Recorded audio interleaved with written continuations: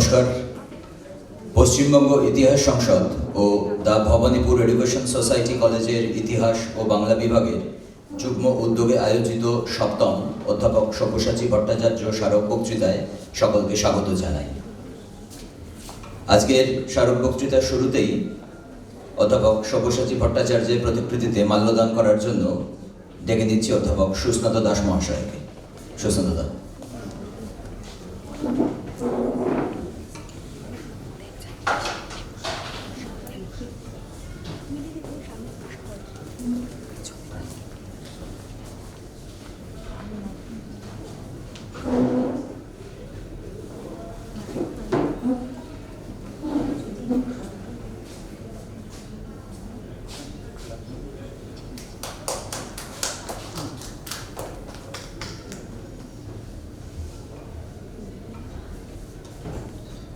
সপ্তম অধ্যাপক সব্যসাচী ভট্টাচার্য স্মারক বক্তৃতার আজকের বক্তা অধ্যাপক ভাস্কর চক্রবর্তী মহাশয়। উনি বলবেন রবীন্দ্রনাথ ও সমকালীন বাংলার ইতিহাস চর্চা এই শিরোনামটি। মঞ্চে আহ্বান করছি পশ্চিমবঙ্গ ইতিহাস সংসদের সভাপতি অধ্যাপক অরুণ বন্দ্যোপাধ্যায়কে।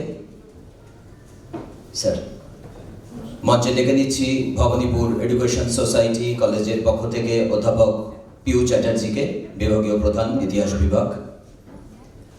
মঞ্চে আহ্বান করছি আজকের মূল বক্তা অধ্যাপক ভাস্কর চক্রবর্তী মহাশয়কে। স্যার,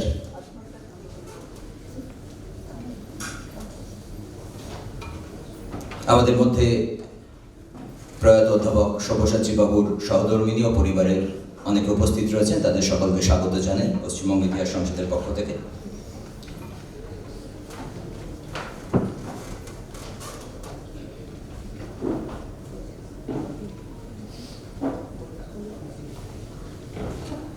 পশ্চিমবঙ্গ ইতিহাস সংসদের পক্ষ থেকে বরণ করে নেওয়া হবে আজকের মূল বক্তা অধ্যাপক ভাস্কর চক্রবর্তীকে। বরণ করে নেবেন বিশ্বস্তি ভট্টাচার্য।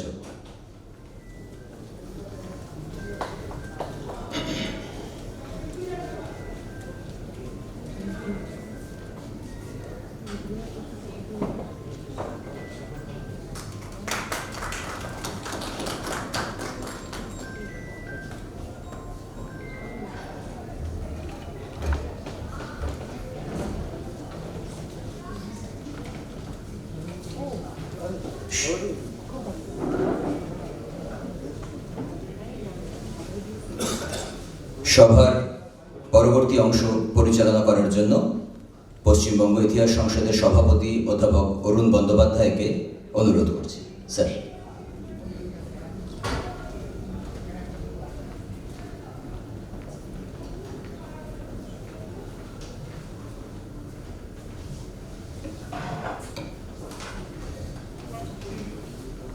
এখানে দেখলাম যে এই আজকের যে অনুষ্ঠান সেটা সপ্তম অধ্যাপক সব্যসাচী ভট্টাচার্য স্মারক বক্তৃতা। তার মানে শুরু হয়েছে 2019 থেকে। 2019-এ উনি গত হয়েছিলেন, তারপর থেকে শুরু হয়েছে।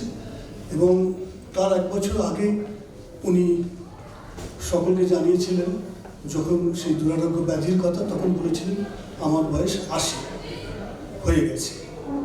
সুতরাং তাই যদি হয় তাহলে 87 বছর আগে সব্যসাচী ভট্টাচার্যের জন্ম হয়েছিল। 87-88 বছর আগে, ওটা 1937 সালে যতদূর মনে হয়, 1938, আচ্ছা 1938। তো তাহলে এত বছর মানে পরে আমরা যখন এই স্মারক বক্তৃতা এসেছি আজকে, একটু পরেই মনোজ্ঞ ভাষণটি শুরু হবে। তার আগে আমার মনে হয় সব্যসাচীদের একটু পরিচয় দেওয়া ভালো। যে পরিচয় শুধুমাত্র তিনি কী কী মানে প্রশাসনিক এবং শিক্ষায়তনিক পদ অলঙ্কৃত করেছিলেন সেটা শুধু নয়, সেটা তো আমরা সকলেই জানি। তিনি প্রেসিডেন্সি কলেজ এবং কলকাতা বিশ্ববিদ্যালয়ের কৃতি ছাত্র, তারপর যাদবপুর বিশ্ববিদ্যালয়, IIM কলকাতা, বালিয়াল কলেজ, দীর্ঘকাল জওহরলাল নেহরু বিশ্ববিদ্যালয় অধ্যাপনা করেছেন। তারপরে প্রশাসনিকভাবে তিনি বিশ্বভারতীর উপাচার্য ছিলেন এবং ইন্ডিয়ান কাউন্সিল অফ হিস্টোরিক্যাল রিসার্চের চেয়ারম্যানও ছিলেন। এগুলো আমাদের জানা, কিন্তু এগুলো ছাড়াও তার যে সারস্বত সাধনা, সেই সাধনাটার মধ্যে একটা খুব বড় অংশ ছিল, ভাস্কর খুব শুনে খুশিও হবে, যে উনি আমাকে নিজেও বলেছিলেন যে একটা বড় সময় উনি শুধুমাত্র পড়ানোতে ব্যয় করেছেন। জওহরলাল নেহরু বিশ্ববিদ্যালয়ে উনি পড়ানোতে ব্যয় করেছিলেন, কিন্তু তাছাড়াও উনি যে সারস্বত সাধনাটা করেছিলেন তার পরিচয়টা একটা দুটো কথাই আমি দিতে চাই এই জন্য যে এখানে যেমন পুরনো প্রজন্মের আমাদের মতো অনেকে আছেন, কিন্তু দু চারজন তো ইয়াঙ্গার জেনারেশনের লোকও আছেন। তাদের কাছে সব্যসাচীদার পরিচয় হয়তো আজকে শুধু বইয়ের মাধ্যমে হয়, কিন্তু আমরা যারা সব্যসাচীদাকে দেখেছি অন্তত পক্ষে ওনার 35-36 বছর বয়স থেকে এমন একজন গবেষক হিসেবে যিনি গবেষণাতে একদম ওতপ্রোতভাবে জড়িত ছিলেন।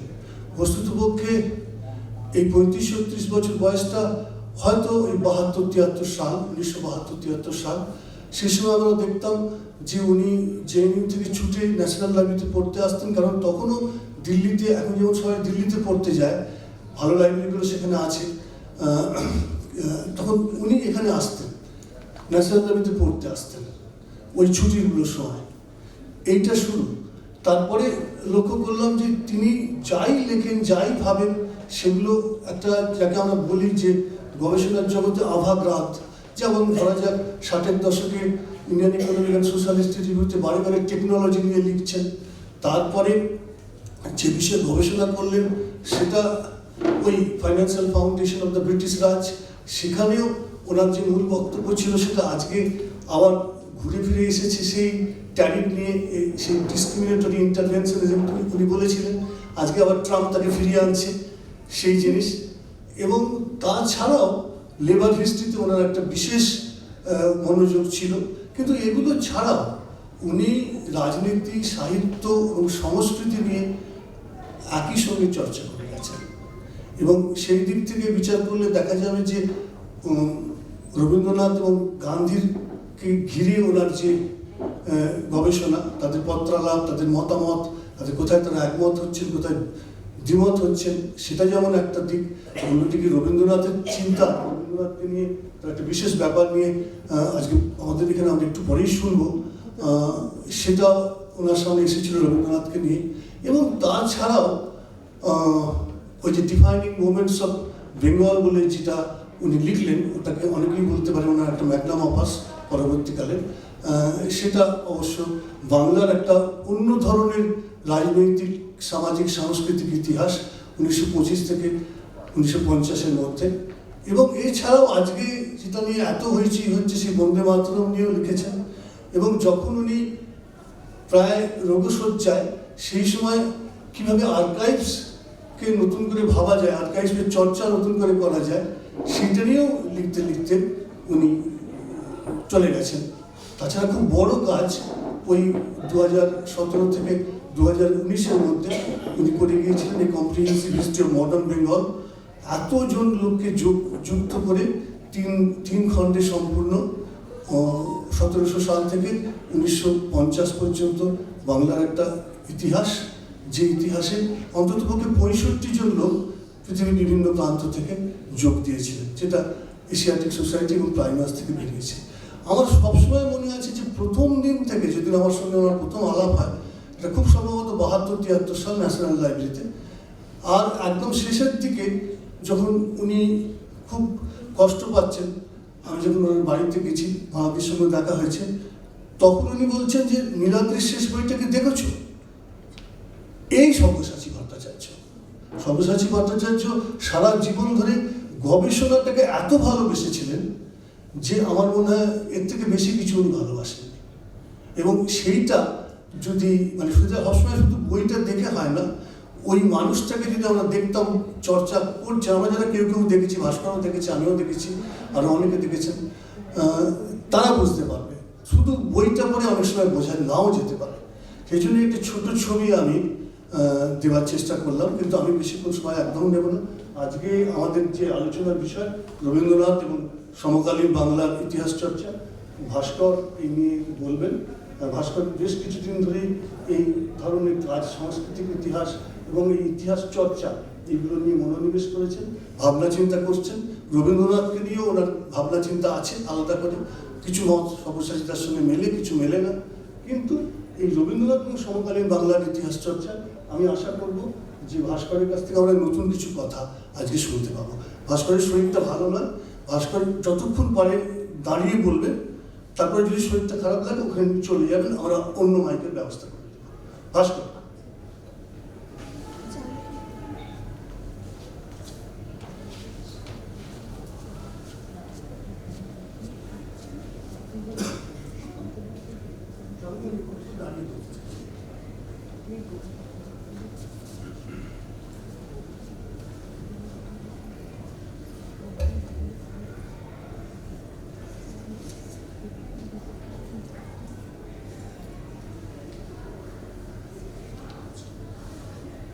চেয়ারে তো যতক্ষণ বাড়ি দাঁড়াচ্ছি।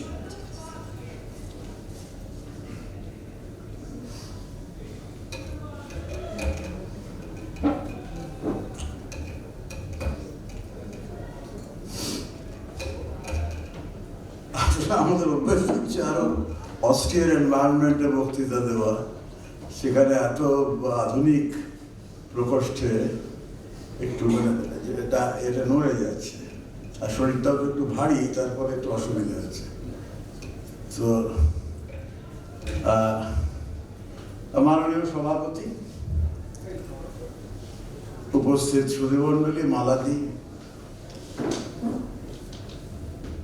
আর বিভাগীয় প্রধান, আমার ছাত্রী পিউ, সকলকে নমস্কার ও অভিবাদন জানিয়ে আজকের কথা শুরু করছি। ইতিহাস সংসদকে ধন্যবাদ, তারা আমাকে এই বক্তৃতা দিতে আহ্বান করেছেন। এমন একজন ব্যক্তিত্বের স্মৃতিতে এই বক্তৃতা, যার সঙ্গে আমার ব্যক্তিগত পরিচিতি ঘটেছিল খানিকটা পরিণত বয়স।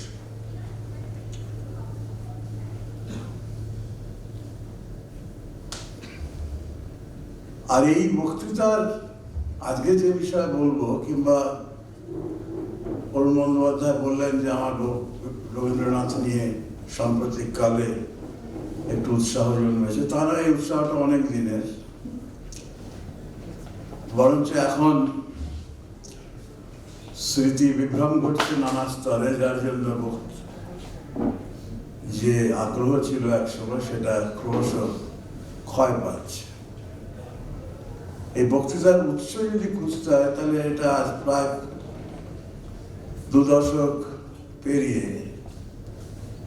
ফিরে চাইতে হবে এই ইতিহাস সংসদেরই একটি বার্ষিক সভা, যেটা কলকাতায় অনুষ্ঠিত হয়েছিল, কলকাতা বিশ্ববিদ্যালয়ে।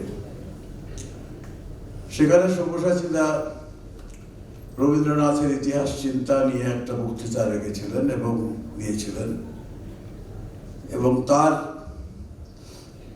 আলোচক হিসাবে আমাকে সেই আলোচনা করতে বলা হয়েছিল। তখন থেকে ওর সঙ্গে রবীন্দ্রনাথের ইতিহাস ভাবনা নিয়ে এক স্তরে মতৈক্য আর একটা স্তরে সামান্য হলেও কিছুটা মতানৈক্য আমাদের মধ্যে ছিল। আমরা পরে বারবার এই বিষয়ে কথা বলেছি, কিন্তু একমত হইনি। তাতে অবশ্য সব্যসাচীদার কোনো সমস্যা ছিল না, কারণ তিনি সত্যি একজন উদারমনা ইতিহাসের মাস্টারমশাই ছিলেন। এবং অরুণবাবু যেটা বললেন যে ক্লাসে পড়ানোর যে আগ্রহ সেটা তার মধ্যে প্রবল ছিল, শুধুমাত্র গবেষণা নয়। যার জন্য জওহরলাল নেহরু ইউনিভার্সিটিতে একটা বিরাট সংখ্যক ছাত্র তার কাছে গবেষণা করেছেন, মূলত শ্রমিক ইতিহাসের, কিন্তু নানা বিষয়ে তার যাতায়াত ছিল, নানা প্রবলেম উনি ছাত্রদের মধ্যে সেই সম্পর্কে উৎসুক উৎসাহ সঞ্চার করেছিলেন। 70-এর দশকের গোড়ায় আমরা যখন প্রেসিডেন্সি কলেজের ছাত্র, তখন সব্যসাচী ভট্টাচার্যের যথেষ্ট খ্যাতি। এমন একজন ব্যক্তি হিসেবে যিনি ভারতবর্ষের ব্রিটিশ সাম্রাজ্যের ফাইন্যান্সিয়াল সিস্টেমটাকে অনেক সুচারুভাবে তার ব্যাখ্যা করেছিলেন। সে বিখ্যাত বই financial foundations of the British Raj, সেটা আমাদের পাঠ্য ছিল এবং অমলেশ ত্রিপাঠীর ছাত্র ছিলেন। অমলেশ বাবু সে সময় ফিনান্স নিয়ে লিখছিলেন আর তার ছাত্র করছিলেন বিশদ গবেষণা। পরে নানা পথ পেরিয়ে এসে তিনি সাংস্কৃতিক ইতিহাসে আগ্রহী হন। রবীন্দ্রনাথের উপর যে বইটা লিখেছিলেন টেগর আর ইন্টারপ্রিটেশন, সেখানে রবীন্দ্রনাথের অন্তঃস্থল, রবীন্দ্রনাথের ভিতরের যে অন্তরের যে আলোড়ন, তার সঙ্গে বহির্বিশ্বের সঙ্গে কি ধরনের একটা কথোপকথন চলছিল, সেইটাই বইটার মূল প্রতিপাদ্য ছিল। এবং ইতিহাস, রবীন্দ্রনাথের ইতিহাস চিন্তা সম্বন্ধে আগ্রহ কখনোই ওর যায়নি, যার জন্য দেখা যাবে যে 2020 সালে কেমব্রিজ কম্প্যানিয়ন টু হিস্ট্রিতে সুকান্ত চৌধুরী সম্পাদিত সেখানে টেগোরস ভিউ অফ হিস্ট্রি বলে একটা প্রবন্ধ তিনি লেখেন। আর সব্যসাচীদার রবীন্দ্রনাথ সম্বন্ধে যে ভাবনা, তা একটা বিশেষ আঙ্গিকে ছিল, যাকে আমি বলি একটা অর্থোডক্স, যার উদ্গাতা হলেন নিহার রঞ্জন রায় 60-এর দশকের একদম শুরুতে। রবীন্দ্রনাথ জাতীয় ঐতিহ্য বলে একটা সংকলন ছিল, সেখানে রবীন্দ্রনাথের ইতিহাস চিন্তা নিয়ে একটা দীর্ঘ প্রবন্ধ। এবং এর সঙ্গে অন্যতম আরেকজন বিখ্যাত ঐতিহাসিক, যার প্রায় একই সুরে লিখেছেন, তিনি হলেন Ranajit Guha, history at the limits of world history. এবং এরা প্রত্যেকেই, এবং খানিকটা সঙ্গত কারণে, কারণ রবীন্দ্রনাথ নিজেও এদের যে মত, সেই মতটাকে সমর্থন করেছেন নানা লেখার মধ্য দিয়ে। যা রবীন্দ্রনাথের রাষ্ট্রচিন্তা এই বিষয়ে তার বক্তব্য ছিল, তিনি সমাজতান্ত্রিক কিন্তু রাষ্ট্রতান্ত্রিক নন। রবীন্দ্রনাথের নিজের বক্তব্য 1919 সালে প্রকাশিত লিখিত ভারত ইতিহাস চর্চা, এই প্রবন্ধ রবীন্দ্রনাথ খুব স্পষ্ট ভাষায় বলছেন যে আমি সামাজিক ইতিহাসকে রাজকীয় ইতিহাসের থেকে অনেক বেশি গুরুত্ব দিয়ে থাকি। সুতরাং এই আঙ্গিকটা এই তিনজন বিখ্যাত ব্যক্তি তারা অনুসরণ করেছিল,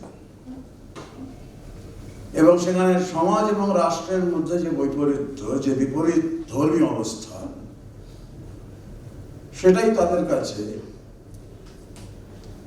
অনেক বেশি গুরুত্ব পেয়েছে। নিহার রায় বলতে চেয়েছেন যে এই আঙ্গিকে রবীন্দ্রনাথের ইতিহাস চর্চা 1920 শতকের দ্বিতীয় দশক 1911-12 সালে তার উপর একটা জ্যোতিচ্ছেদ চিহ্ন পড়ছে, এবং তারপরে কবি অন্য বিষয়ে আগ্রহ তার জন্য যায়। রণজিৎ গুহ বলছেন যে 1941 সালে বুদ্ধদেব বসুর সঙ্গে যে একটা কথোপকথন হয়েছিল সাহিত্যে ঐতিহাসিকতা বলে, সে একটা ছোট্ট প্রবন্ধ, তার মধ্যে এই কথোপকথনের একটা সারাংশ রয়েছে। সেখানে বুদ্ধদেব বসুকে রবীন্দ্রনাথ বলছেন যে আমার কাছে একজন ব্যক্তির জীবনের ইতিহাসটাই অনেক বেশি গুরুত্বপূর্ণ, যেমন একজন কবির জীবন আমরা যদি জানতে চাই, তাহলে সেই মুহূর্তটাকে আমাদের বুঝতে হবে যখন সেই কবি প্রথম শিশির ভেজা ঘাসের ওপর, ঘাসের মধ্যে সেই শিশির বিন্দুটা দেখেছেন। Personal history.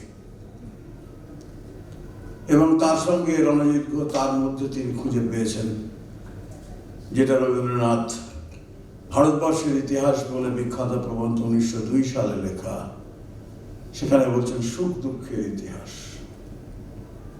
অশ্বারোহীর কষ্ট করে যখন সমস্ত আকাশ আচ্ছাদিত হয়ে গেল, তখন ঘরের কোণে যে প্রদীপ জ্বালানো হতো, তার সঙ্গে যে সুখ দুঃখের জীবনচর্যা জড়িয়ে আছে, সেটাই ইতিহাসের মূল আলোচ্য। অন্যদিকে নিহার রায় দৃষ্টি দিচ্ছেন ভারতবর্ষের ইতিহাসের ধারা এই বিখ্যাত প্রবন্ধের দিকে, যেখানে সমাজের মধ্যে, ভারতবর্ষীয় সমাজের, সমন্বয়বাদী সমাজের মধ্যে ভারতীয় ঐক্যের একটা উৎস সন্ধান করছেন রবীন্দ্রনাথ।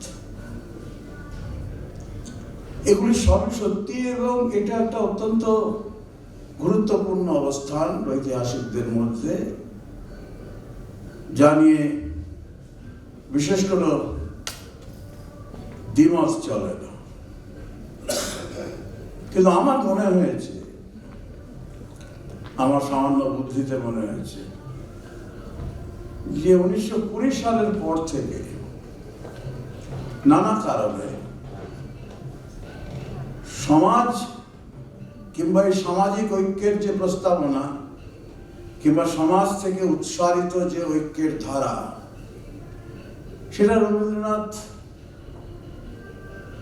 আর রবীন্দ্রনাথের মধ্যে এই সম্পর্কে সংশয় জন্মেছে। সে প্রসঙ্গে আমি পরে আসছি যে সেই সংশয় প্রকাশ কিভাবে ঘটেছিল। তো বক্তব্যটা একবার শুরুতে যদি বলতে হয় যে এই সংশয়ের প্রেক্ষিতে রবীন্দ্রনাথের ইতিহাস ভাবনায় একটা রাষ্ট্র চেতনার স্থান ঘটেছিল। সেটা হয়তো রাষ্ট্রবাদী ইতিহাস নয়, কিন্তু রাষ্ট্র রবীন্দ্রনাথের ইতিহাস ভাবনায় অপ্রাসঙ্গিক থাকে এবং ভারত ইতিহাস চর্চার মধ্যেই, যেখানে রবীন্দ্রনাথ স্পষ্টত বলছেন যে আমি সমাজের ইতিহাসের কথা বলেছি, সেখানেই তার ইঙ্গিত স্পষ্ট। এবং একটা সময়, এই সময়টাতেই রবীন্দ্রনাথকে দেখা যাচ্ছে যে পশ্চিমের জ্ঞানভিত্তিক প্রসিদ্ধ যে প্রগতি তত্ত্ব, যেটাকে আমরা আইডিয়া অফ প্রোগ্রেস বলি, সেই প্রগতি তত্ত্বের একটা বয়ান তিনি রাখছেন। এমন একটি প্রবন্ধ যেটা কোনো কালে ইতিহাসের প্রবন্ধ বলে স্বীকৃতি পায়নি, সেটা মূলত ধর্মের প্রবন্ধ, মানুষের ধর্ম। 1933-এ কমলার বক্তৃতার নাম।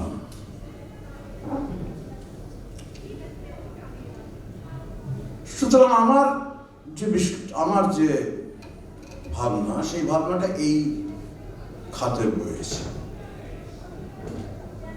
এটা যে মহা বিশাল পণ্ডিতদের কথা বললাম, তার কোনো বিরোধী অবস্থান নয়, সে ক্ষমতাও আমার নেই। কিন্তু আমি কতগুলো প্রশ্ন আমার মাথায় যে উঠেছিল, সেই প্রশ্নগুলো আমি আপনাদের সামনে রাখছি।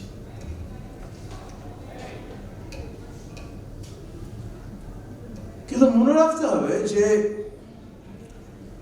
রবীন্দ্রনাথের ইতিহাস চিন্তা নিয়ে লেখাপড়া করা কিংবা কিছু লেখা কিংবা কিছু বলা, তার মধ্যে অনেক জটিলতা আছে। কারণ শুধুমাত্র প্রবন্ধের মধ্যে তো সেটা সীমিত নেই,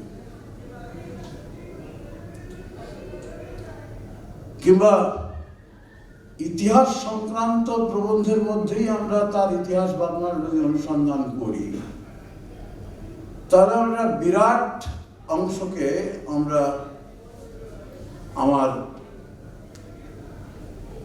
দৃষ্টিতে আনবো না। রাজা প্রজা, ইংরাজ, ভারতবাসী, এই যে নানা বিচিত্র প্রবন্ধ ছিল তৎকালীন রাজনীতি নিয়ে, সাম্রাজ্য এবং জাতির সম্পর্ক নিয়ে, সেখানেও ইতিহাস বিধৃত আছে, তাঁর ইতিহাস চিন্তা রয়েছে সেখানে। কেউ যদি ইউরোপ প্রবাসীর পত্র পড়েন, সেখানেও একটা ইতিহাস ভাবনা রয়েছে, যে অবস্থান থেকে রবীন্দ্রনাথ স্পষ্টত সরে এসেছিলেন তার পরিণত বয়সে। সেটা ইউথফুল একটা এক্সট্রাভেগেন্স। প্রথম বিলেতে গিয়ে লিখেছিলেন যে জাড্ডে আক্রান্ত সমাজ থেকে তিনি এসেছেন, ইংল্যান্ড তার সামনে একটা প্রগতিশীল সমাজের ছবি তুলে ধরছে। সেখানে একটা ইতিহাস ভাবনা রয়েছে যে বহুদিন ধরে ভারতবর্ষ জড়তার শিকার। এই জড়তা থেকে মুক্তি পেতে গেলে পশ্চিমের দুয়ারটা খুলে দিতে হবে। রবীন্দ্রনাথ খুব পশ্চিম ভক্ত ছিলেন, এর ব্যাপারে কোনো সন্দেহ নেই, অন্তত প্রথম জীবনে।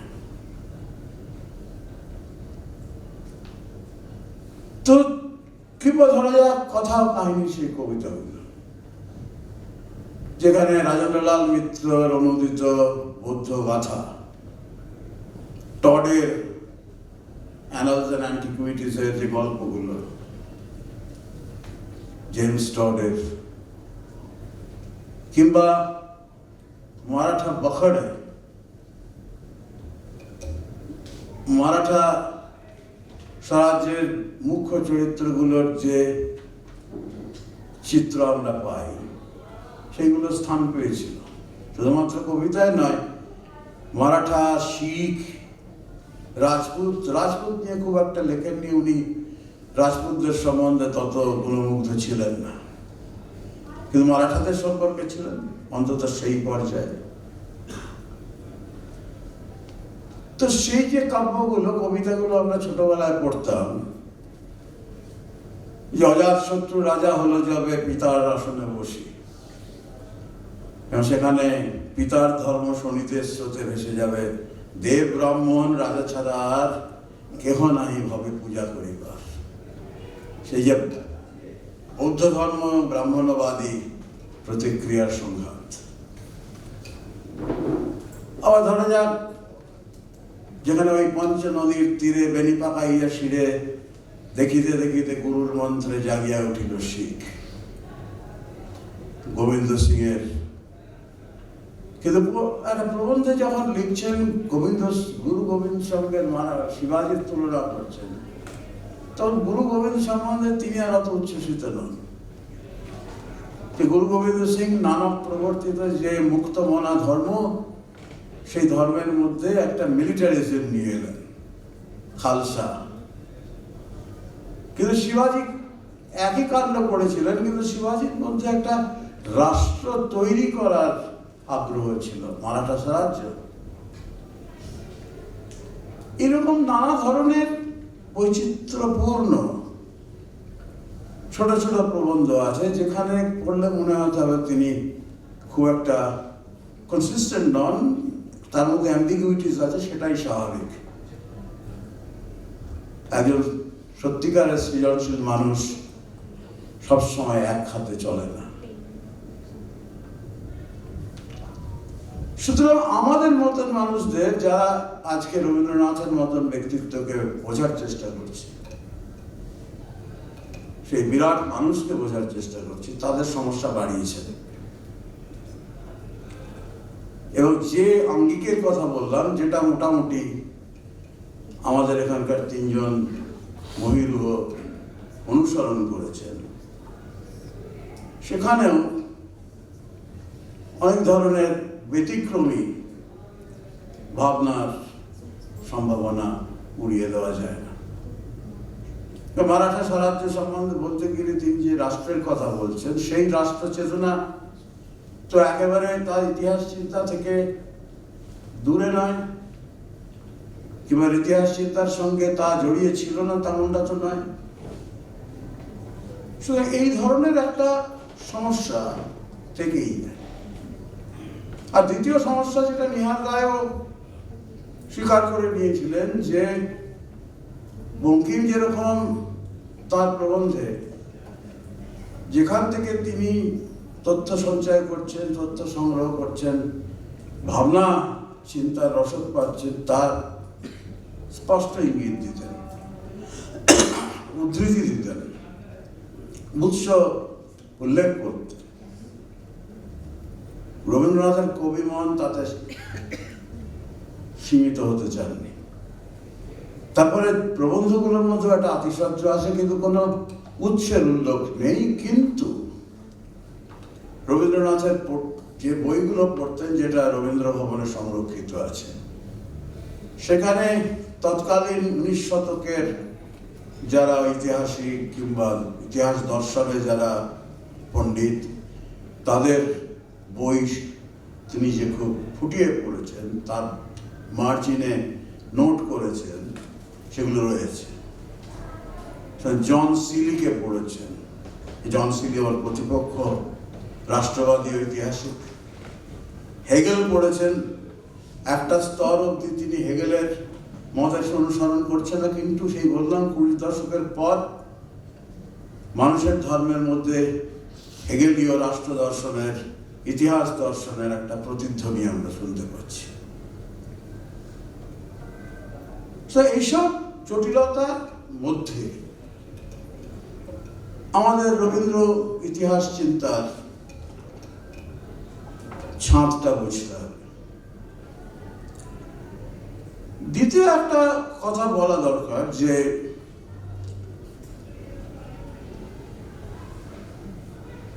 রবীন্দ্রনাথের যে কোনো ইতিহাসের প্রবন্ধের মধ্যে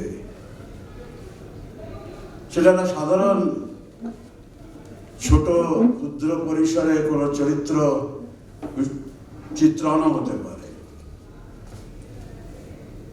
একটা ধরনের রাজনৈতিক অবস্থান প্রচ্ছন্ন থাকত।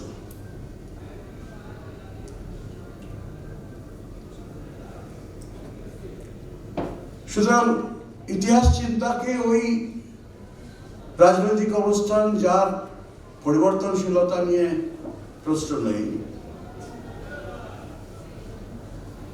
সেটার অনুধাবন করা দরকার। এমন রাখতে হবে যে সময়ের সঙ্গে সঙ্গে তার অবস্থান পাল্টেছে, নতুন মোড় নিয়েছে তার চিন্তা।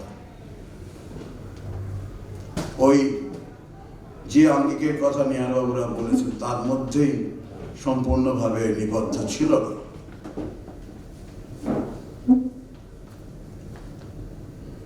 ধরে রবীন্দ্রনাথের প্রাথমিক ইতিহাসের যে লেখা, 1877 সালে 16-17 বছর বয়সে লিখেছিলেন ঝাঁসির রানী।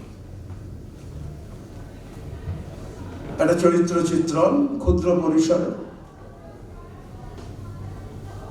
সেখানে উত্তরকালে তিনি কি বলবেন তার একটা ইঙ্গিত আমরা পাচ্ছিলাম, কিন্তু একই সঙ্গে তার অবস্থানটাও স্পষ্ট করে দিচ্ছেন, যে ইউরোপীয় প্রতিবেদনগুলিতে ঝাঁসির রানীকে যেভাবে চিত্রায়িত করা হয়েছে তা সত্যের অপলাপ। তিনি কোনো ধরনের গণহত্যার সঙ্গে যুক্ত ছিলেন না, এটা মিথ্যা বচন। তার শৌর্যের কথা আমাদের বলতে হবে। প্রধানত দেশে তার নায়ক নায়িকাদের কথা বলার স্বাধীনতা নেই, সেই স্বাধীনতা আমাদের অর্জন করতে হবে।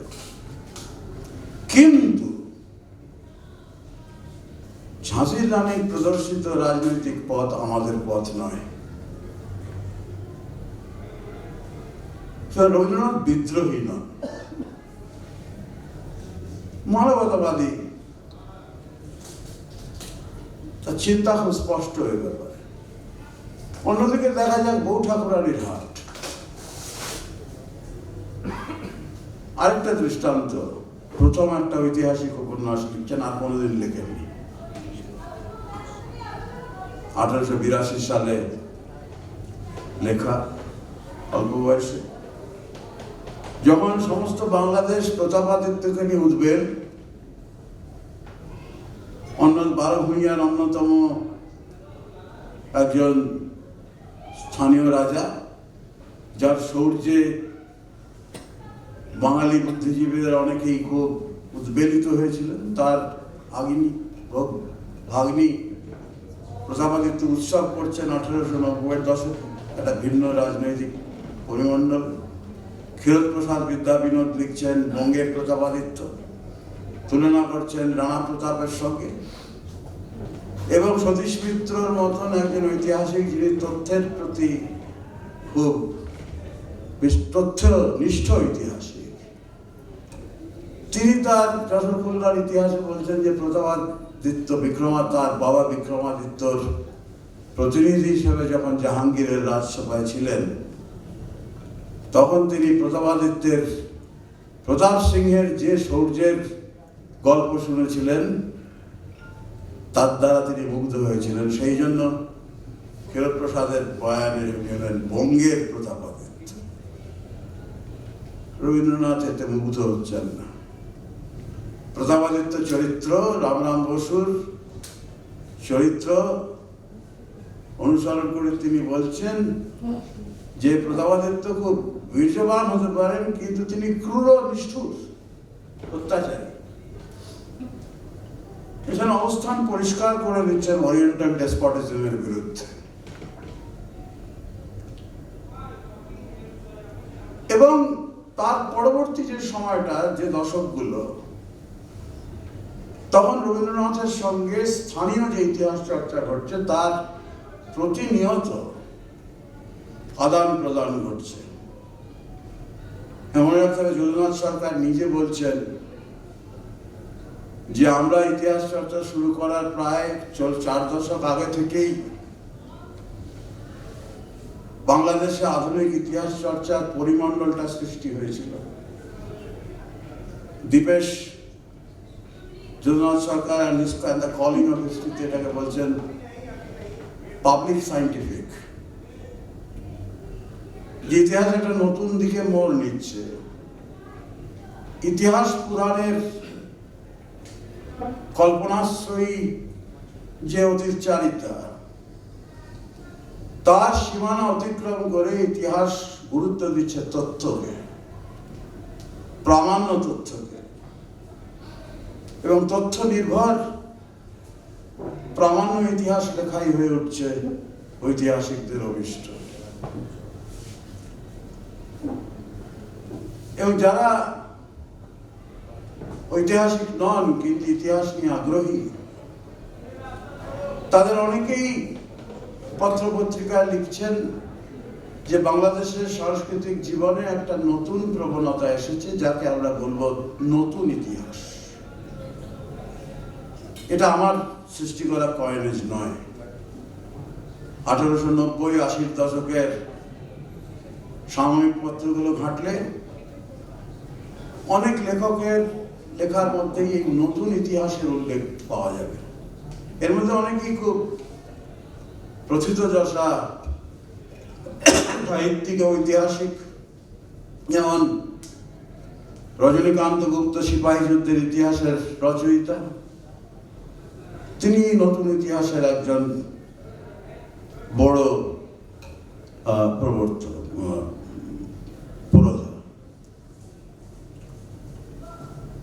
এরা বলতে চাইছেন যে যেভাবে বাঙালি এতদিন ইতিহাস লিখেছে, স্থানীয় ইতিহাস বিশেষত, যেখানে পৌরাণিকের সঙ্গে বাস্তবিকের একটা মিলন ঘটেছিল, তাদের মধ্যে ভেদরেখা স্পষ্ট হয়নি। সেই ভেদরেখাটা স্পষ্ট করা প্রয়োজন। তথ্য আশ্রয়ী ইতিহাস লেখা প্রয়োজন। কিন্তু এই তথ্য আশ্রয়ী ইতিহাস আবার একই সঙ্গে একটা জাতি গঠনের পাথেও বটে। এবং 1890-এর দশকে যখন এই তথ্যনিষ্ঠ ইতিহাস সম্বন্ধে ব্যাপক আলোচনা চলছে, তখন এই তথ্যনিষ্ঠ ইতিহাসকে অক্ষয় মৈত্রেয় রবীন্দ্রনাথের ঘনিষ্ঠ একজন বন্ধু স্থানীয়, তার বয়ানে তাকে দেখা হচ্ছে ইংরেজের ভারতীয় যে নায়কদের সম্বন্ধে যে অপলাপ, যে মিথ্যা বচন, তা খণ্ডন করার অস্ত্র হিসেবে। সুতরাং জাতীয়তাবাদী ঐতিহাসিক চেতনার সঙ্গে বিশুদ্ধবাদী তথ্য আশ্রয় ইতিহাসের কোনো সংঘাত এদের দেখতে পারে। তাদের মনে হয়েছে ইংরেজদের ইতিহাস, ইংরেজদের লেখা ইতিহাস এতদিন যেগুলো আমরা পড়ছি, সেই ইতিহাসে অনেক তথ্যের অপলাপ আছে। সেটা তথ্যনিষ্ঠ নয়, সেটা সত্যনিষ্ঠ নয়। জাতি বৈরীর কারণে, জাত্যাভিমানের কারণে ভারতীয় সমাজকে ইংরেজরা খাটো করেছে। এই জাতীয় গ্লানি থেকে মুক্তি পেতে হলে আমাদের লিখতে হবে, নিজেদের লিখতে হবে আমাদের ইতিহাস, দেশজ ইতিহাস, দেশীয় মানুষদের লেখা, এবং জাতিসত্তা নির্মাণে তার একটা সক্রিয় ভূমিকা থাকবে। একই কথা আমরা বলতে পারি আর্কিওলজি, প্রত্নতত্ত্বর যে বিশাল কর্মকাণ্ড চলছিল 19 শতকের দ্বিতীয়ার্ধে, সেখানেও আমরা এই পাবলিক আর্কিওলজি দেখছি। সাধারণ বুদ্ধিজীবী যারা শহরের, ছোট শহরের মানুষ, গ্রামের জমিদার, তারা নিজেদের মতন করে এই স্থানীয় প্রত্নতত্ত্বকে সংগ্রহ করছেন। সংগ্রহ করে তাদের ঘরে ঘরে এক ধরনের সংগ্রহশালা তৈরি হচ্ছে। আর্কিওলজিক্যাল সার্ভের প্রতিবেদনগুলি যদি পড়া যায় এই সময়, তাহলে সেখানে এই ধরনের অনেক দৃষ্টান্ত আমরা পাবো। এটাই একটা বড় আকারে গিয়ে তৈরি করছে বরেন্দ্র রিসার্চ সোসাইটি, বরেন্দ্র অনুসন্ধান সমিতি। কিন্তু স্থানীয় স্তরে এই ধরনের প্রচেষ্টা আমরা দেখতে পাচ্ছি। এবং সাময়িকপত্র দেখলে দেখা যাবে যে যারা এই পাবলিক আর্কিওলজির প্রবক্তা, পাবলিক আর্কিওলজি কথাটা আজকে আমি ধার করে বলছি অন্যদের লেখা থেকে, কিন্তু ওটাও একটা পাবলিক আর্কিওলজি তো বটেই। সাধারণ মানুষ প্রত্নতত্ত্ব সম্বন্ধে আগ্রহী, তার কারণ প্রত্নতাত্ত্বিক নিদর্শনের মধ্য দিয়ে জাতীয় ঐতিহ্য পুনরুদ্ধার হচ্ছে, শিল্পকীর্তি সম্বন্ধে মানুষ সচেতন হচ্ছে, মানুষের আইকনোগ্রাফির জ্ঞান বাড়ছে। এবং যারা অ্যানথ্রোপোলজি করছেন তারা বিভিন্ন জাতিগোষ্ঠী সম্বন্ধে যে বিশদ আলোচনা করছেন তা এই সাময়িকপত্রগুলোতে স্থান পেয়েছিল। এবং একটা মূল সুর ছিল যে যাদের আমরা আদিবাসী বলছি, যারা আমরা বলছি যে মূল স্রোত থেকে বিচ্ছিন্ন, তাদের অনেক গোষ্ঠী ক্রমশ সমাজের মূল স্রোতের মধ্যে নিবিষ্ট হচ্ছে। ওরা ওদের সম্বন্ধে লেখা বেরোচ্ছে। কেউ যদি প্রবাসী দেখেন, মডার্ন রিভিউ দেখেন, এবং সেই সময়কার যারা নৃতাত্ত্বিক তাদের লেখা পড়েন, সেখানে এই ধরনের একটা অ্যাসিমিলেশনিস্ট ভাবনা আমরা দেখতে পাচ্ছি। আর রবীন্দ্রনাথের ইতিহাস চিন্তা বুঝতে গেলে এই বাতাবরণটা সম্বন্ধে আমাদের সচেতন থাকা প্রয়োজন। সেই জন্যই আমি বলছি বাংলার ইতিহাস চর্চা, যেটা দীপেশ দাও তার গুরুত্ব স্বীকার করেছেন এবং এই বিষয়ে গবেষণার যথেষ্ট সম্ভাবনা রয়েছে। কারণ এর ওপর দাঁড়িয়েই আমরা রবীন্দ্রনাথের সেই বিখ্যাত প্রবন্ধ, দুটো প্রবন্ধ, একটার কথা আমি বললাম আগেই, আরেকটা হলো ভারতবর্ষের ইতিহাসের ধারা,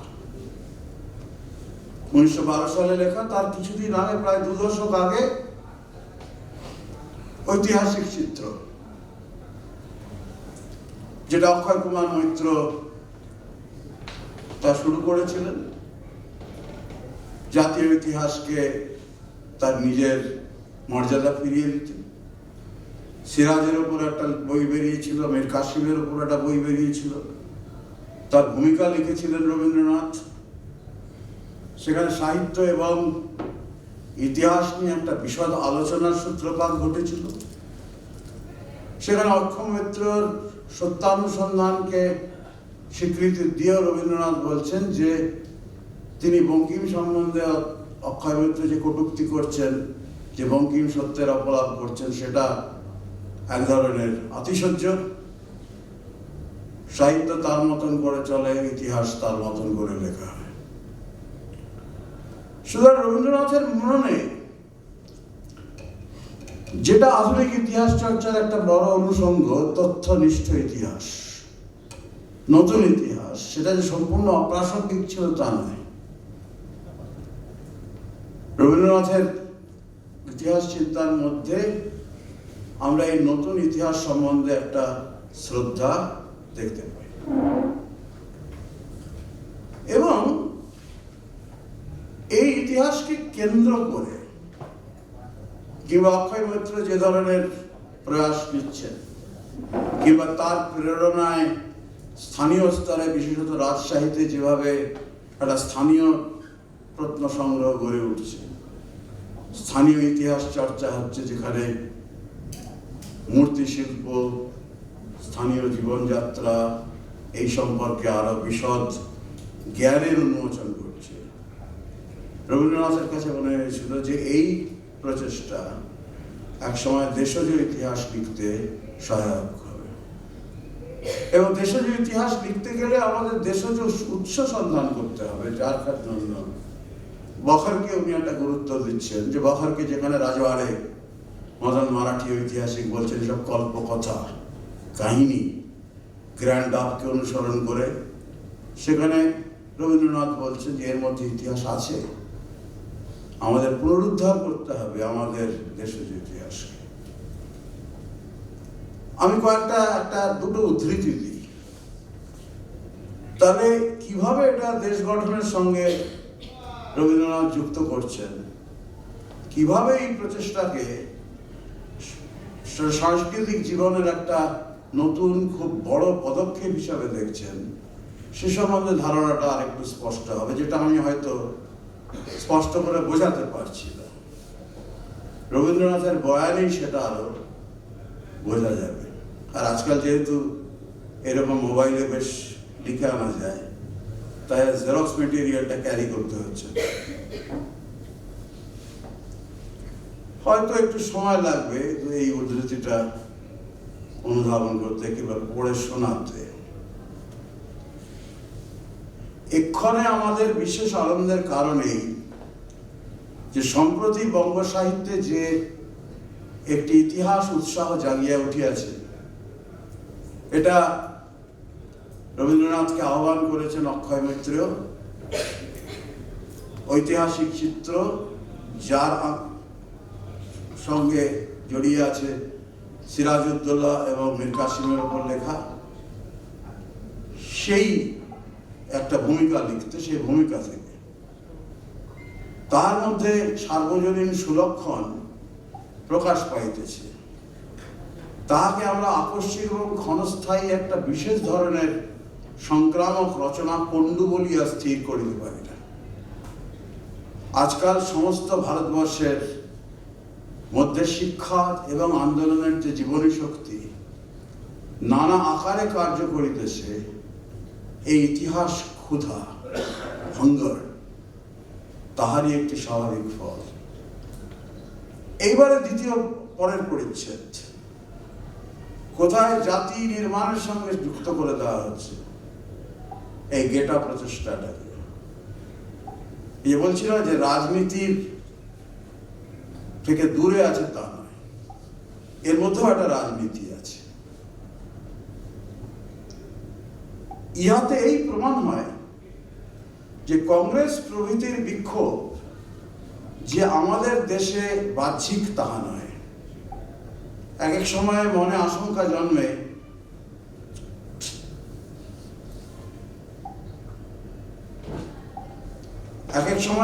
আশঙ্কা জন্মে যে রাজদরবারে প্রতি বৎসর একঘেয়ে দরখাস্ত পেশ করিবার এই যে সকল বিপুল আয়োজন, ইহা ব্যর্থ।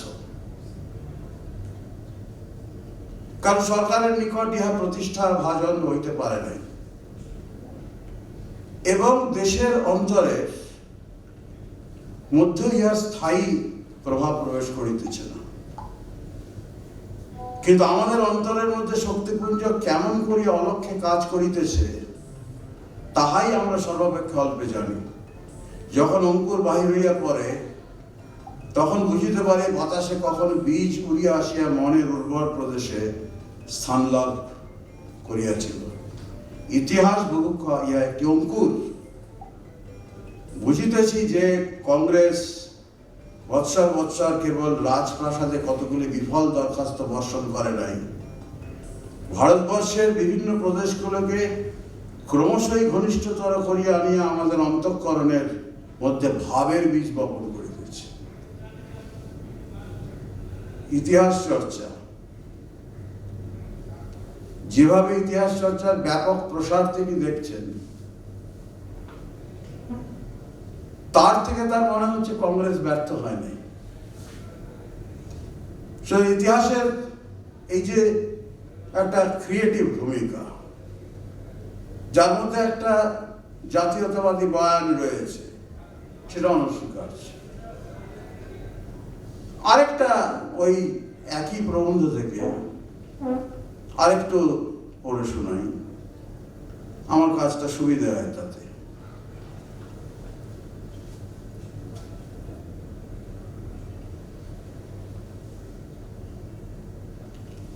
সরি, একটু সময় লাগছে।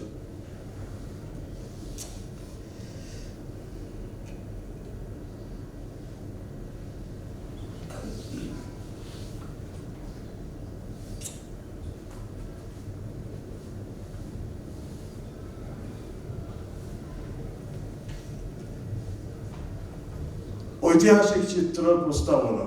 সম্পাদক মহাশয় তার প্রস্তাবনা পত্রে জানাইয়াছেন, নানা ভাষায় লিখিত ভারত ভ্রমণ কাহিনী এবং ইতিহাস আদি প্রামাণ্য গ্রন্থের বঙ্গানুবাদ, অনুসন্ধান লব্ধ নব আবিষ্কৃত ঐতিহাসিক তথ্য, আধুনিক ইতিহাসবিদের সমালোচনা এবং বাঙালি রাজবংশ জমিদার বংশের পুরাতত্ত্ব প্রকাশিত করাই মুখ্য উদ্দেশ্য। এই তো প্রত্যক্ষ ফল। তারপর পরোক্ষ ফল সম্বন্ধে আশা করি যে এই পত্র আমাদের দেশে ঐতিহাসিক স্বাধীন চেষ্টার প্রবর্তন করিবে। সেই চেষ্টাকে জন্ম দিতে না পারিলে ঐতিহাসিক চিত্র দীর্ঘকাল আপন মাহাত্ম্য রক্ষা করিয়া চলিতে পারিবে না। সমগ্র ভারতবর্ষ সম্বন্ধে আশা করিতে পারি না, কিন্তু বাংলার প্রত্যেক জেলা যদি আপন স্থানীয় প্রজাবৃত্ত সংগ্রহ করিতে আরম্ভ করে, প্রত্যেক জমিদার যদি তাহা সহায়তা করেন এবং বাংলার রাজবংশের পুরাতন দপ্তরে যে সকল ঐতিহাসিক তথ্য প্রচ্ছন্ন হইয়া আছে, ঐতিহাসিক চিত্র তাহার মধ্যে প্রবেশাধিকার লাভ করিতে পারে, তবেই এই পত্র সার্থকতা প্রাপ্ত হইবে।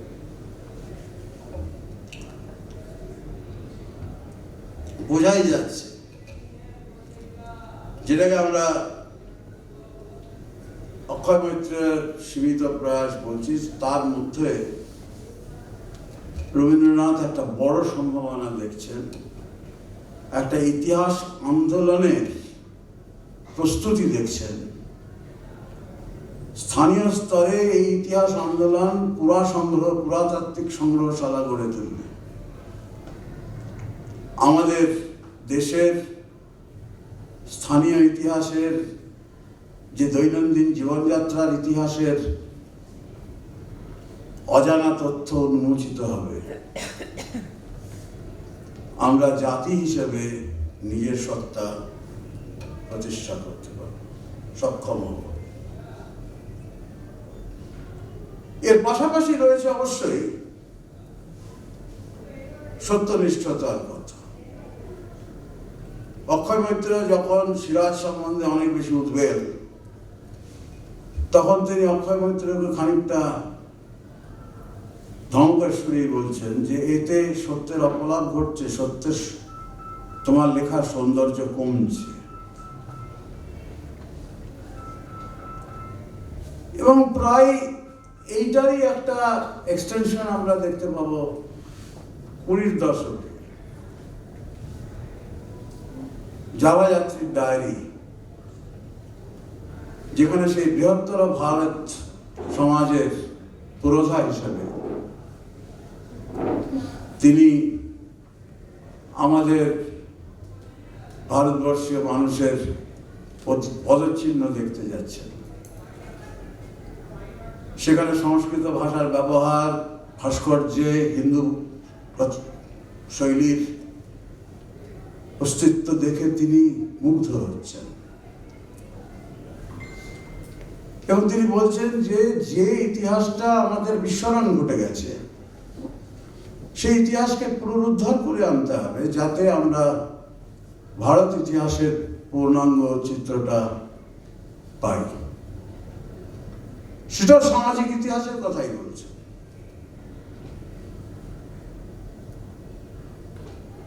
এই প্রেক্ষিতে আমরা যদি ভারতবর্ষের ইতিহাসের ধারাটাকে বিশ্লেষণ করি, যেটাকে অনেকেই বলছেন যে এটাই ওনার একটা মেজর স্টেটমেন্ট, এবং প্রবন্ধটা যদি পড়া হয় তাহলে দেখতে পাবো যে তিনি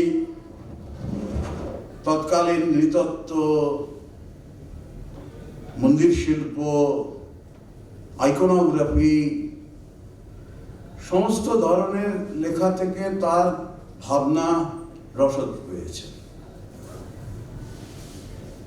শুরু করছেন আর্য সভ্যতা দিয়ে, কিন্তু একটা পর্যায়ে তিনি সমন্বয়ের কথা বলতে গিয়ে বলছেন যে এই আর্য সংস্কৃতি তার স্থানীয় সীমানা অতিক্রম করে প্রান্তিক অঞ্চলে মানুষের সঙ্গে সেতু বন্ধন করল,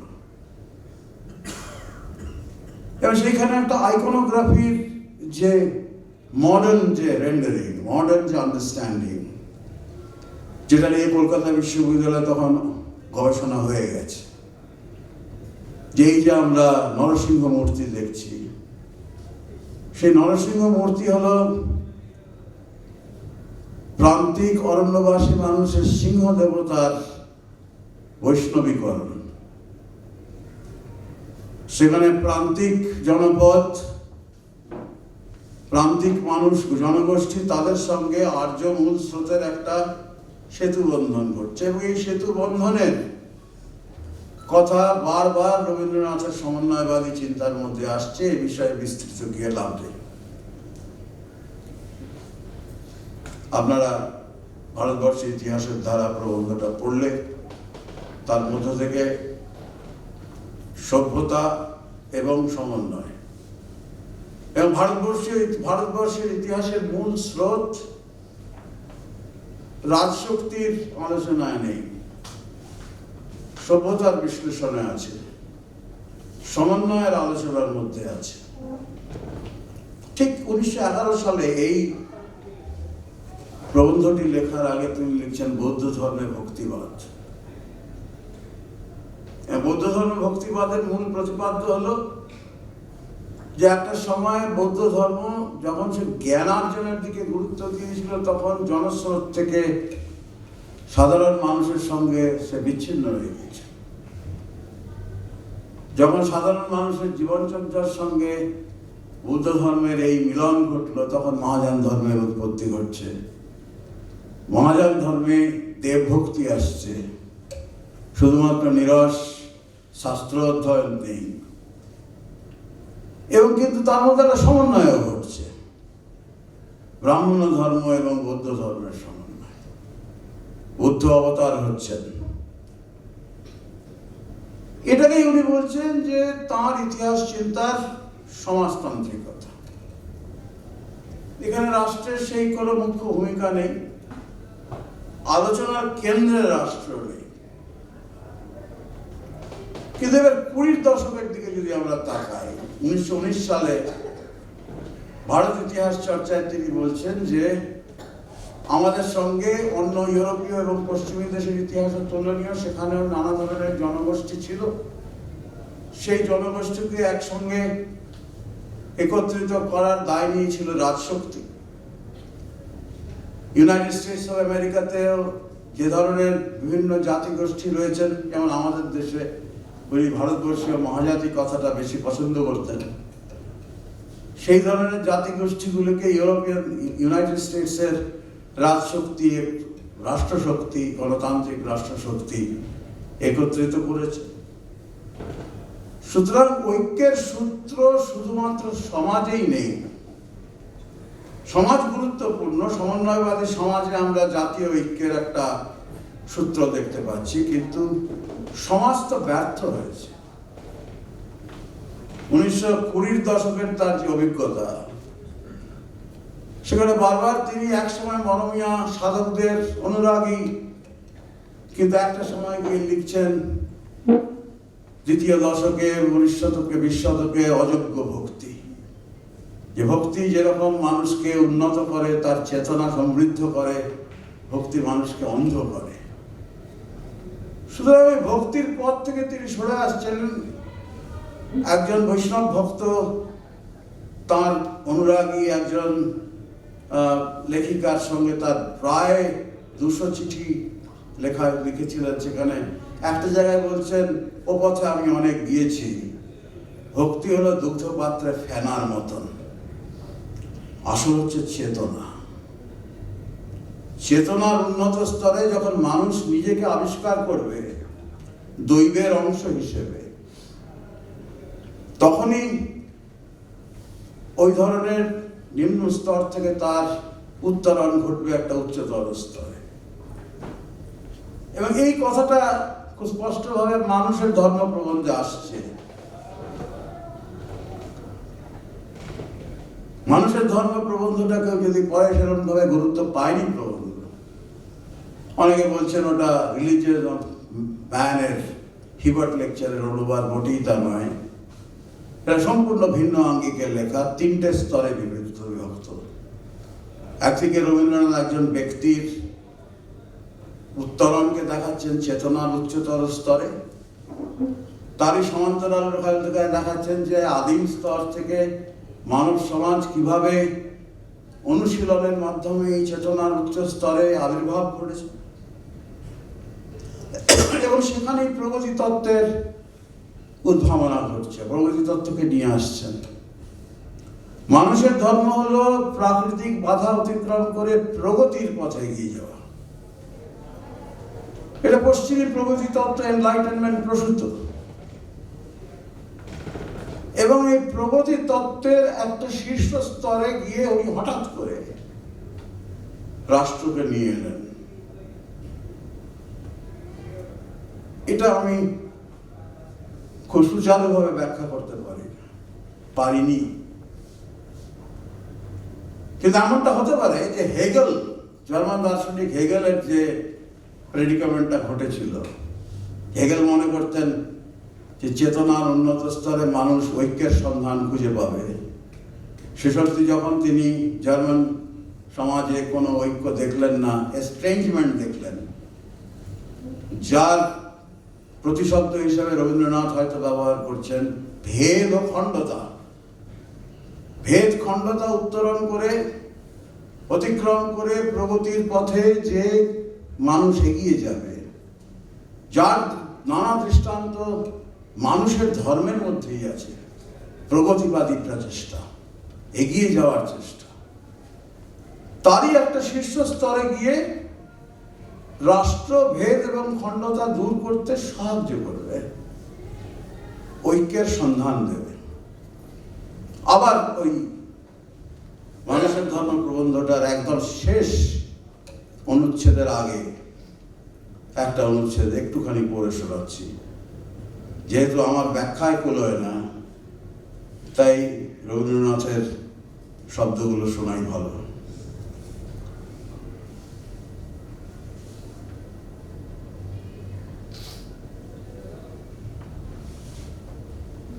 এটা একদম শেষে তিনি লিখছেন।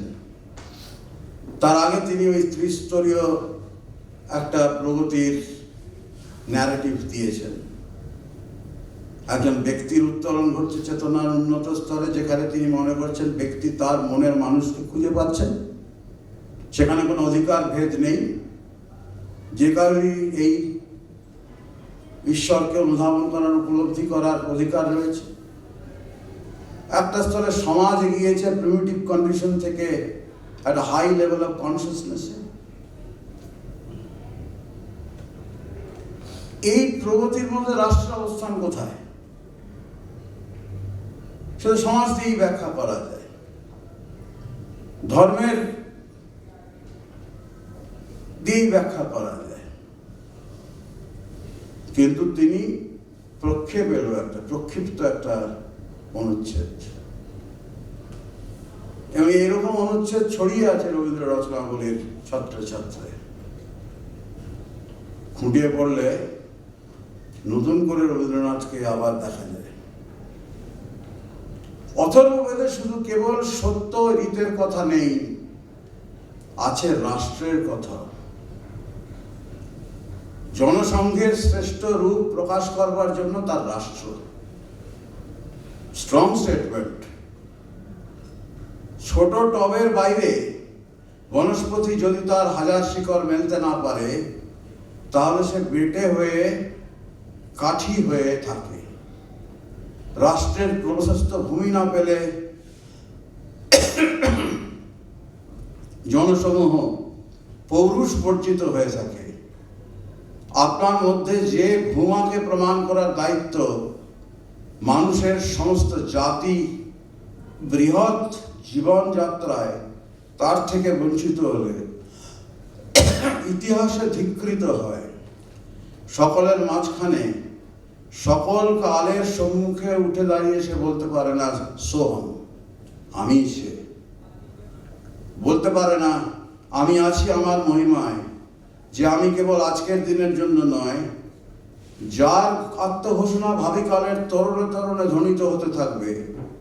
ইতিহাসের সেই ধিক্কার বহুকালের সুপ্তিমগ্ন এশিয়া মহাদেশের পক্ষে দিয়েছে আজ আঘাত। সকল দিকেই শুনছি জনগণের অন্তর্যামী মহাপুরুষ তামসিকতার বন্দিশালায় শৃঙ্খলে দিয়েছেন ঝঙ্কার। তার প্রকাশের তপদীপ্তি জ্বলে উঠেছে তমস পরস্তাৎ। রব উঠেছে শ্রীন্দান্তু বিশ্বে, শোনো বিশ্বজন তার আহ্বান শোনো। যে আহ্বানে ভয় যায় ছুটে, স্বার্থ হয় লজ্জিত। মৃত্যুঞ্জয় শৃঙ্গধ্বনি করে ওঠেন মৃত্যু দুঃখ বন্ধুর অমৃতের পথে।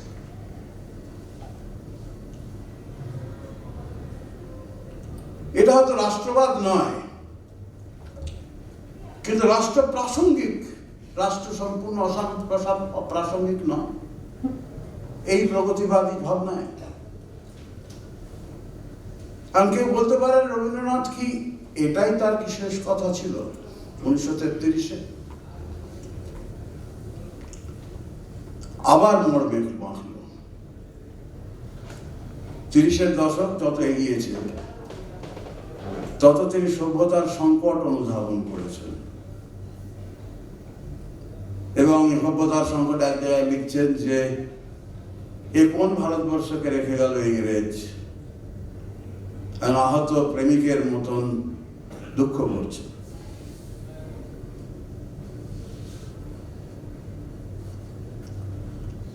এবং ওই ধরনের মননে, ওই ধরনের ভাবনার মধ্যে, ওই ধরনের বাতাবরণে আর সেই মহামানবের দিকে দৃষ্টি পড়ছে, যার জন্য 1935-এর দশকে 35, 36, 33 এই সময়টায় যে লেখাগুলো লিখছেন ইতিহাসের চরিত্র নিয়ে, সেটা ওই চরিত্র ট্রেডিশনের একটা অঙ্গ, দেশজ ইতিহাসের একটা বিশেষ ধারা। রাজা ভারত পথিক রামমোহন, বিদ্যাসাগরের প্রবন্ধটা আগে লেখা, 35 সালে লেখা হচ্ছে বুদ্ধদেবের একটা ত্রিমাত্রিক বিশ্লেষণ। বুদ্ধদেব শান্তির বাণী নিয়ে আসবেন এই ঝঞ্ঝা বিধ্বস্ত, যুদ্ধ বিধ্বস্ত পৃথিবীতে। মহামানবের স্তরে তারা উন্নীত। গান্ধীর কথা লিখছেন। আর দশক যখন আরো এগিয়েছে, শেষ পর্যন্ত সেই 1941 সাল, মৃত্যুর কিছুদিন আগে বুদ্ধদেব বোসকে দেওয়া যে ইন্টারভিউ, যে কথোপকথন, সেখানে তিনি বলছেন শেষ অবধি আমাদের ইতিহাস বুঝতে গেলে ব্যক্তির ইতিহাসে যেতে হবে, সুখ দুঃখের ইতিহাসে যেতে হবে। বৃত্তটা সম্পূর্ণ হচ্ছে, কিন্তু আমরা জানি না যে প্রগতি তত্ত্ব রবীন্দ্রনাথকে যদি আশার আলো দেখাতো, যদি তিনি যুদ্ধ বিধ্বস্ত পৃথিবীতে তার তিরোধান না করত,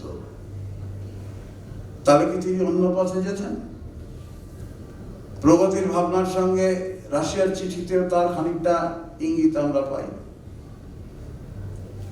রাশিয়ার সময় রাশিয়ার রাষ্ট্র যেভাবে একটা ছাঁচের মধ্যে মানুষকে বলছে, তিনি তা মানতে পারেননি, কিন্তু রুশ রাষ্ট্র, সোভিয়েত, তারা যেভাবে জীবনযাত্রার মানকে উন্নত করেছিলেন সেইটা তাকে মুগ্ধ করেছিল। এই একই প্রগতি তত্ত্বের একটা অন্য ভিন্ন রূপ পারস্য বলে প্রবন্ধটাতে পাওয়া যাবে কিছুদিন আগে। Travel account. সুতরাং রাশিয়ার চিঠির কথা যদি মনে রাখি যে প্রগতিতে তার বিশ্বাস ছিল, সম্পূর্ণ সেই বিশ্বাস উনি হয়তো হারাননি, তাহলে হয়তো তিনি একটা ভিন্নভাবে ভাবতেন। কিন্তু যেহেতু সেটা হয়তোর ব্যাপার, তাই এর বেশি আর কিছু বলার আমার অবকাশ নেই। আমি রবীন্দ্রনাথের ইতিহাস চিন্তা একটা পরিক্রমার দেখালাম, আমি তাকে একটা মুভমেন্টের মধ্যে দেখালাম, আমি তার ভেতরকার ডাইনামিজমটা দেখালাম, চেঞ্জেস গুলো দেখালাম। আমি সমাজতান্ত্রিকতাকে অস্বীকার করছি না, কিন্তু সেটাই শুধুমাত্র রবীন্দ্র ইতিহাস চিন্তার আলোচ্য বিষয় নয়।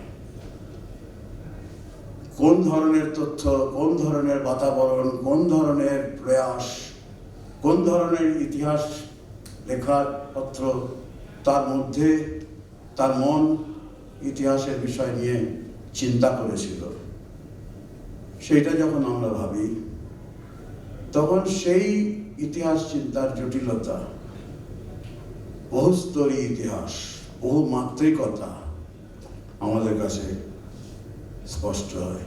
নমস্কার।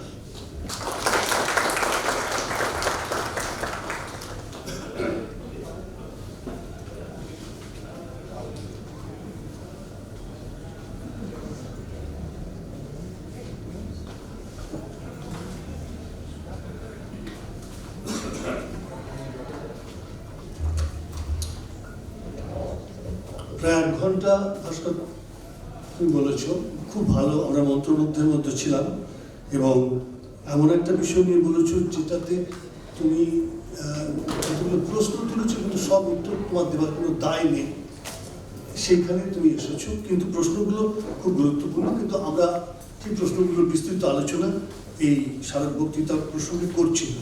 শুধু দুটো কথা না বললে ভাস্করের অ্যাপ্রিসিয়েশনটা ঠিক হবে না। সেই দুটো কথার মধ্যে একটা কথা হচ্ছে খুব গুরুত্বপূর্ণ, সেটা হচ্ছে যে সামগ্রিকভাবে যে সভ্যতার বিষয়ক ভাবনা রবীন্দ্রনাথের ইতিহাস চিন্তায় ওতপ্রোতভাবে যুক্ত হয়ে আছে, যেগুলো আরও যারা উদ্বোধন যারা আলোচনা করেছেন তাদের লেখায় বারে বারে এসেছে, সেইগুলো প্রসঙ্গে কিছু প্রক্ষিপ্ত অন্যান্য বিষয়ের দিকে ভাস্কর দৃষ্টি আকর্ষণ করেছেন এবং সেই প্রক্ষিপ্ত অংশগুলো এমনভাবে ছড়িয়ে আছে যে সেটাকে যে সম্পূর্ণ শুধু প্রগতি হিসাবে শেষ পর্যন্ত চিহ্নিত করা যাবে তা নাও হতে পারে, কিন্তু অনেকগুলো প্রশ্ন আছে। কিন্তু শেষ পর্যন্ত ব্যক্তি ঘুরে ফিরে, নানা রকমভাবে জটিল ব্যক্তি ঘুরে ফিরে রবীন্দ্রনাথের ইতিহাস চিন্তায় আসছে। যদি সেটা শেষটা থেকে যদি আমরা পূর্বতনের সমস্ত সিদ্ধান্ত নিই, অর্থাৎ বুদ্ধদেব বসুর সঙ্গে রবীন্দ্রনাথের কথোপকথন যেটা হয়েছিল সেইটা দিয়ে যদি আলোচনা করি, কিন্তু সেটাও একদিক থেকে যদি সব দিক থেকে প্রক্ষিপ্ত।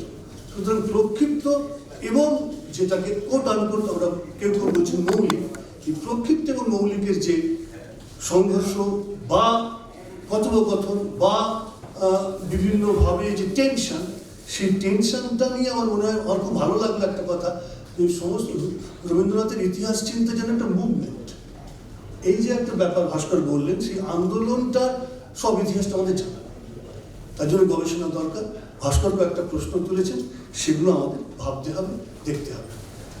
কিন্তু আমাদের একটা ভুল বড় হয়ে গেছে, যে সেটা হয়তো আমারই ভুল, আমাকে করে দেন। কিন্তু আমাদের এখানে পিউ চ্যাটার্জি রয়েছেন, যিনি বিভাগীয় প্রধান, ইতিহাস বিভাগ, না তিনি বিভাগীয় প্রধান, তিনি নিশ্চয়ই আমাদের ওয়েলকাম করেছেন, এতক্ষণ যখন আমরা আছি এখানে বসে ওয়েলকাম তো করেছেন, তৎসত্ত্বেও তার কিছু কথা আছে, সেটা আমি তাকে বলতে আহ্বান করব।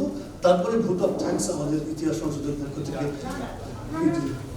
না, আগে আগে সেটা এটা খুব গুরুত্বপূর্ণ, প্লিজ।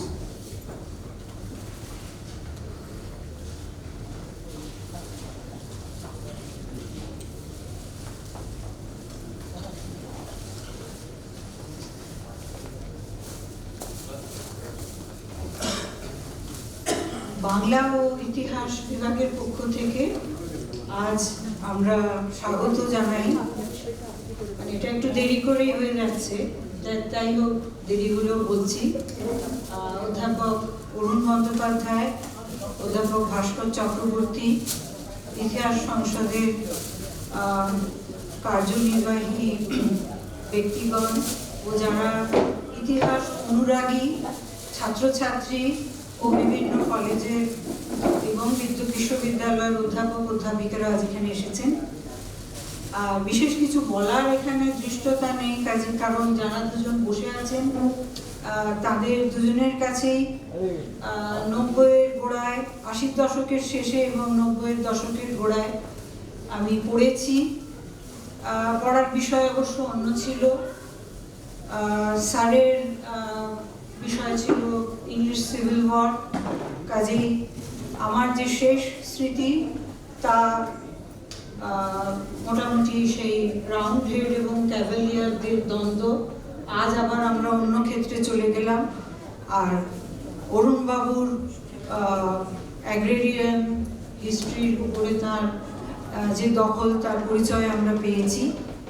কাজেই দুজনকেই আজকে এখানে পেয়ে আমরা অত্যন্ত সমৃদ্ধ হয়েছি। এবং সব্যসাচী বাবুকেও আমাদের মনে করারও যথেষ্ট কারণ আছে। আমি এবং দেবযানী রবীন্দ্রভারতী বিশ্ববিদ্যালয়ে 90-এর গোড়ার দিকে একটি সেমিনারে তাকে আমরা পেয়েছিলাম।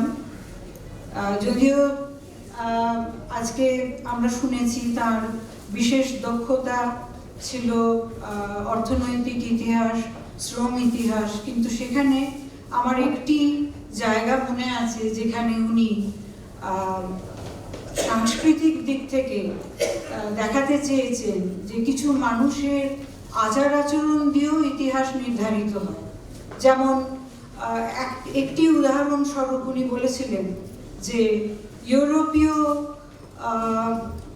যে অভ্যাস, যে পায়ে বুট পরে যত্রতত্র বিচরণ করা, সেই অভ্যাসটি আমাদের স্বদেশের মানুষদের বড়ই পীড়া দিত এবং সেটাও একটা বিভেদের মস্ত কারণ। তো এইভাবেও ইতিহাসকে উনি দেখেছিলেন, সেটাই আমার মনে আছে। আর বাকি যারা যারা যা বলেছেন আজকে আপনারা সবাই শুনলেন। আমি এখন ভোট অফ থ্যাঙ্কসের জন্য আহ্বান জানাচ্ছি ইতিহাস সংসদের তরফ থেকে আশিস দাস।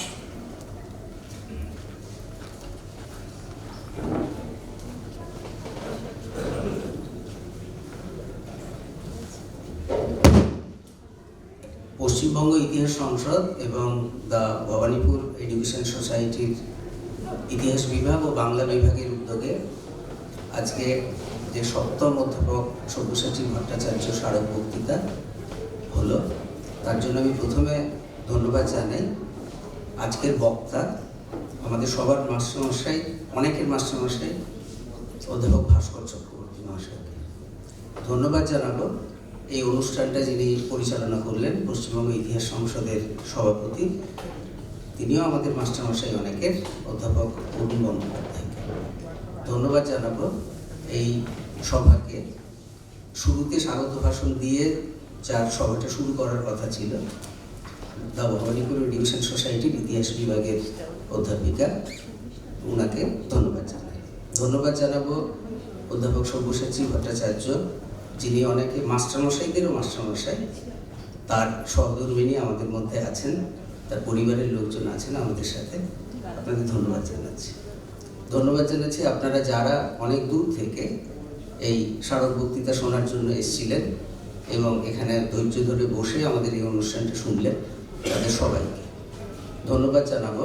ভবানীপুর এডুকেশন সোসাইটি কলেজের সমস্ত শিক্ষক, শিক্ষাকর্মী বন্ধু এবং যারা বাইরে থেকে আমাদের সহযোগিতা করলেন এই অনুষ্ঠানটা সুচারুরূপে পরিচালনা করার জন্য সবাইকে ধন্যবাদ জানিয়ে দুটো ঘোষণা করে আজকের অনুষ্ঠান আমরা এখানে সভাপতির অনুমোদন ক্রমে শেষ করব। প্রথম ঘোষণাটা হচ্ছে এই 9 থেকে 11 তারিখ আপনারা সবাই জানেন পশ্চিমবঙ্গ ইতিহাস সংসদের 41তম বার্ষিক অধিবেশন বাঁকুড়া খ্রিস্টান কলেজে অনুষ্ঠিত হবে। তার নিবন্ধ পাঠানোর শেষ তারিখ ছিল আজকে। আমরা এখানে সিদ্ধান্ত নিলাম এটাকে আরও 5 দিন আমরা বাড়াচ্ছি, অর্থাৎ 15 তারিখের মধ্যে আপনার সারাংশের আপনাদের প্রবন্ধের সারাংশ পাঠান। 1, 2 আপনারা জানেন কলকাতা বইমেলায় পশ্চিমবঙ্গ ইতিহাস সংসদ এককভাবে তার স্টল দেয় পশ্চিমবঙ্গ ইতিহাস সংসদের বইগুলোকে নিয়ে। 22 তারিখ থেকে এই বইমেলা শুরু হবে। আশা করবো আপনারা সবাই বইমেলায় এসে সংসদকে সমৃদ্ধ করবেন। এইটুকু বলে স্যার যদি অনুমতি দেন তাহলে আজকের সভা এখানে আমরা শেষ করছি। ধন্যবাদ।